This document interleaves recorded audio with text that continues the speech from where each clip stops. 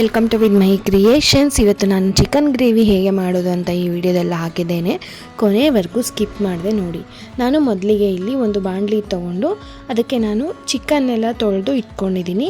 ಅದಕ್ಕೆ salt add ಮಾಡ್ತಾಯಿದ್ದೀನಿ.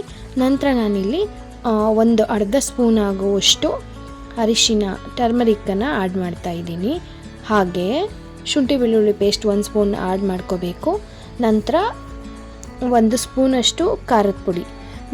ನಾನು ಇಲ್ಲಿ ಅಚ್ಚ ಖಾರದ ಪುಡಿನ ಯೂಸ್ ಮಾಡಿದ್ದೀನಿ. ನೀವು ಕಾಶ್ಮೀರಿ ಚಿಲ್ಲಿ ಪೌಡರ್ ಕೂಡ ಯೂಸ್ ಮಾಡ್ಬೋದು.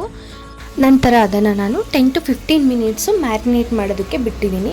ಈ ಕಡೆ ಒಂದು ಕುಕ್ಕರ್ನ ಬಿಸಿಗಿಟ್ಕೊಂಡು ಅದಕ್ಕೆ ನಾನು ಒಂದು 2 ಸ್ಪೂನ್ ಆಗುವಷ್ಟು ಆಯಿಲ್ನ ಆ್ಯಡ್ ಮಾಡಿ ಆನಿಯನ್ನ ದೊಡ್ಡದಾಗಿ ಕಟ್ ಮಾಡಿರೋದನ್ನು ಹಾಕೋತಾ ಇದ್ದೀನಿ.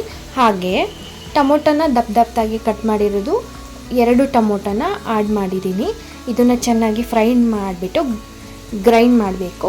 ಆನಂತರ ಕುಕ್ಕರ್ಗೆ ಒಂದು ಆಯಿಲ್ನ ಒಂದು 2 ಸ್ಪೂನ್ 3 ಸ್ಪೂನಷ್ಟು ಆಯಿಲ್ನ ಆ್ಯಡ್ ಮಾಡಿಕೊಂಡು ಒಂದು ಪಲಾವ್ ಎಲೆ ಹಾಕ್ಕೊಂಡಿದ್ದೀನಿ.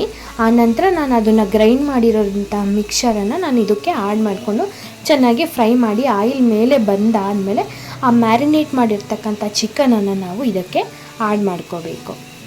ಮೊದಲನೇ ಬಾರಿ ನಮ್ಮ ಈ ಚಾನಲನ್ನು ನೋಡ್ತಾ ಇರೋರು ಪ್ಲೀಸ್ ಸಬ್ಸ್ಕ್ರೈಬ್ ಮಾಡ್ಕೊಳ್ಳಿ. ಹಾಕಿರ್ತಕ್ಕಂಥ ಚಿಕನಿಂದು ನೀರಿನಂಶ ಎಲ್ಲ ಹೋಗೋ ಹಾಗೆ ಚೆನ್ನಾಗಿ ಫ್ರೈ ಮಾಡಬೇಕು. ಎಲ್ಲ ಕಡೆ ಈ ಮಸಾಲೆ ಹಿಡ್ಕೊಳ್ಳೋ ರೀತಿ ಚೆನ್ನಾಗಿ ಫ್ರೈ ಮಾಡಿ. ಹಾಗೆ ಇಲ್ಲಿ ನಾನು 1 ಸ್ಪೂನಷ್ಟು ಧನಿಯಾ ಪುಡಿನ ಆ್ಯಡ್ ಮಾಡ್ತಾಯಿದ್ದೀನಿ. 1/4 ಸ್ಪೂನಷ್ಟು ಕರಿಮೆಣಸಿನ ಪೌಡರನ್ನು ಆ್ಯಡ್ ಮಾಡಬೇಕು. ಹಾಗೆ ನಾನಿಲ್ಲಿ ಗರಂ ಮಸಾಲೆ ಪೌಡರನ್ನು ಒಂದು ಅರ್ಧ ಸ್ಪೂನ್ ಆಗುವಷ್ಟು ಒಂದು ಅರ್ಧ ಸ್ಪೂನಷ್ಟು ಗರಂ ಮಸಾಲೆನ ಇಲ್ಲಿ ನಾನು ಆ್ಯಡ್ ಮಾಡ್ತಾಯಿದ್ದೀನಿ. ನಂತರ ನಾನಿಲ್ಲಿ ಚಿಕನ್ ಮಸಾಲಾನ 1 ಸ್ಪೂನಷ್ಟು ಹಾಕೋತೀನಿ. ಟೇಸ್ಟು ಚೆನ್ನಾಗಿ ಬರುತ್ತೆ ಈ ರೀತಿ ಈ ಚಿಕನ್ ಗ್ರೇವಿ ಮಾಡಿದ್ರೆ. ಆನಂತರ ನಾನಿಲ್ಲಿ 1 ಸ್ಪೂನ್ ಆಗುವಷ್ಟು ಶುಂಠಿ ಬೆಳ್ಳುಳ್ಳಿ ಪೇಸ್ಟ್ನ ಆ್ಯಡ್ ಮಾಡ್ತಿದ್ದೀನಿ. ನಂತರ ನಾನು ಹಚ್ಚಿಟ್ಕೊಂಡಿರೋ ಅಂತಹ ಕೊತ್ತಂಬರಿ ಸೊಪ್ಪನ್ನ ಆ್ಯಡ್ ಮಾಡ್ತಾಯಿದ್ದೀನಿ. ಹಾಗೆ ಪುದೀನ ಸೊಪ್ಪನ್ನು ಕೂಡ ಸಣ್ಣದಾಗಿ ಹಚ್ಚಿಟ್ಕೊಂಡಿದ್ದೆ ಅದನ್ನು ಕೂಡ ಆ್ಯಡ್ ಮಾಡ್ತಾಯಿದ್ದೀನಿ. ಆ್ಯಡ್ ಮಾಡಿ ಚೆನ್ನಾಗಿ ಮಿಕ್ಸ್ ಮಾಡಬೇಕು. ಹಾಕಿರುವಂತಹ ಎಲ್ಲ ಮಸಾಲೆ ಕೂಡ ಹಿಡಿಯೋ ಥರ ಚೆನ್ನಾಗಿ ನಾವು ಫ್ರೈ ಮಾಡಬೇಕಾಗುತ್ತೆ.